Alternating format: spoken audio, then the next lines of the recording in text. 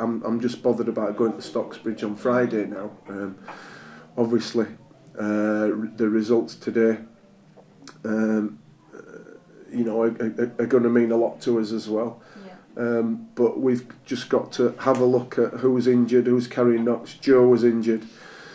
I think Lee Morris will be a little bit stiff. I know Greg's still carrying his groin, but I think, as you all know, Greg will you know, if I tell him to jump off a block of flats, he'll do it. He'll run through a brick wall for us. So hopefully we'll have a look on you know, sort of Tuesday, Wednesday, and see where we're looking. And you know, we're all going to work. We've all got to go to work, and then all of a sudden you sort of think about the game, and you think, well, you know, we're where we are in the league, and you know, and it just keeps it so exciting for us all, doesn't it? Yeah. You know, it just keeps, you know, the season alive. And if you wanted me to be really honest, you know, I will be really honest, and I think we've given ourselves a lot to do. You know, I think we've given ourselves a lot to do.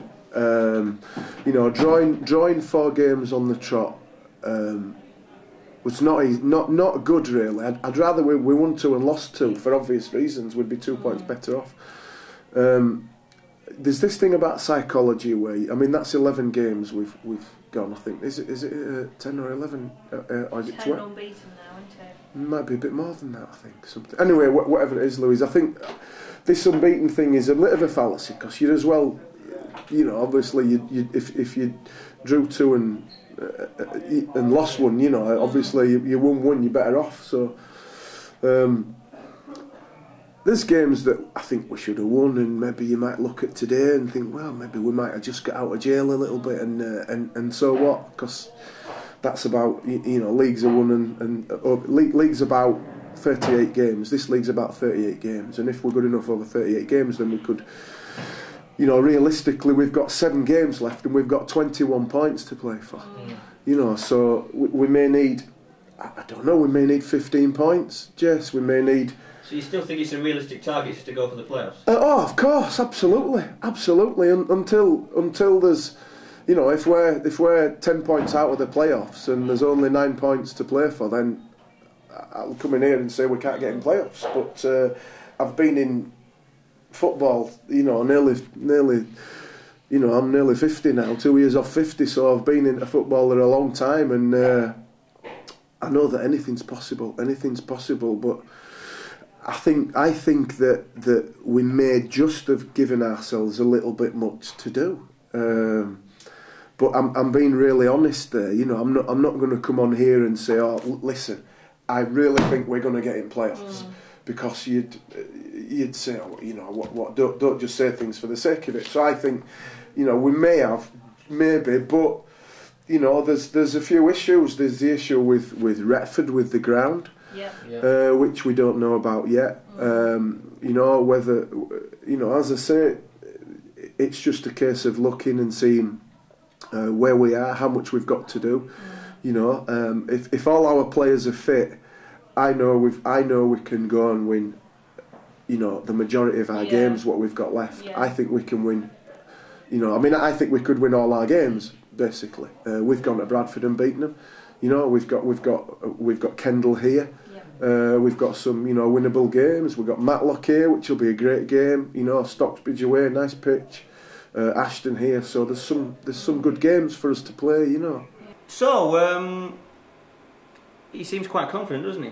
Yeah, and I mean, while he was disappointed with the performance, which I think is quite understandable to be honest, he was delighted with the points, and of course every 3 points is just vital now if they try and get this last playoff spot. And yeah, I think to be fair, he's right in that a lot of the teams above and around us we've still got to play, haven't we? Absolutely. So it's pretty much in Buxton's hands, isn't it? It is, yeah. It's there for the taking, really, isn't it? And you know, I think both him and Reid have said in the last week, until it's a position where they've only got 1 game left and they need 5 points, the playoffs are still achievable. So you can't fault them for that. No, it's just a matter of getting on it, isn't it? Yeah, you know? Just converting the. Do you want to use the phrase genuine 6-pointers? I'll let you do that. Genuine 6-pointers. There you go. There you go. Football cliche of the week. Wow. Right, shall we move on to new mills?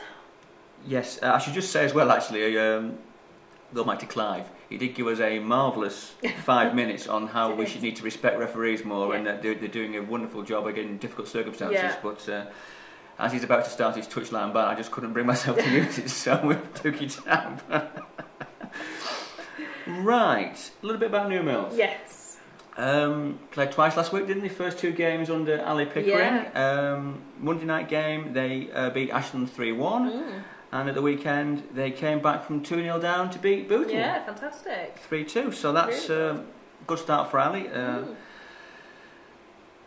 Watched his space, I suppose. Yeah, sounds like it was quite a controversial game on Saturday, and 2 penalties and.